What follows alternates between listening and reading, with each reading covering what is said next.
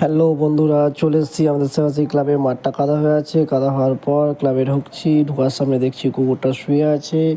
কুকুরটা শোয়ার দেখাতে সাইড দেখাতে দেখাতে চলে যাব ক্লাবের ভিতরে। তো ক্লাবের ভিতরের সামনে একটা গেটে ঢুকে গেলাম। তো দেখছি জিমটা খুব খারাপ হয়ে পড়ে আছে, মানে গরিবের জিম। দেখো জিমের জিনিসপত্র ছিটিয়ে পিটিয়ে আছে। এই সাইডে কিছু ডাম্বেল আছে, প্লেট আছে। তো প্লেট ডাম্বেলগুলো দেখাতে দেখাতে রড দেখাতে চলে এলাম। এবার রড দেখাতে ম্যাশিংটা আজও ঠিক করেনি, প্রায় 2 বছর ধরে ম্যাশিংটা খারাপ হয়ে পড়ে আছে। আমরা জিম ছেড়ে রান করছিলাম, তো রান করার পর অনেক দিন পর জিমে এলাম। জিমে এসে আজকে ব্লগ বানাচ্ছি তোমাদের জন্য। তোমরা যদি চাও তো আমি নতুন নতুন ব্লগ বানাতে পারবো। তারপর ব্লগ বানাতে বানাতে চলে গেলাম আয়নার দিকে। আয়নার দিকে যে চলে এলাম আমি।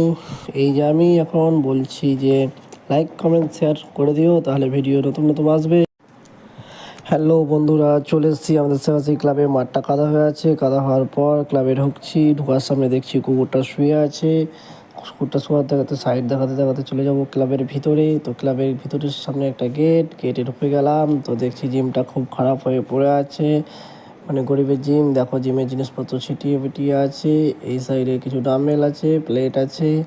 তো প্লেট ডাম্বেলগুলো দেখাতে দেখাতে রড দেখাতে চলে এলাম। এবার রড দেখাতে ম্যাশিংটা আজও ঠিক করেনি, প্রায় 2 বছর ধরে ম্যাশিংটা খারাপ হয়ে পড়ে আছে। আমরা জিম ছেড়ে রান করছিলাম, তো রান করার পর অনেক দিন পর জিমে এলাম। জিমে এসে আজকে ব্লগ বানাচ্ছি তোমাদের জন্য।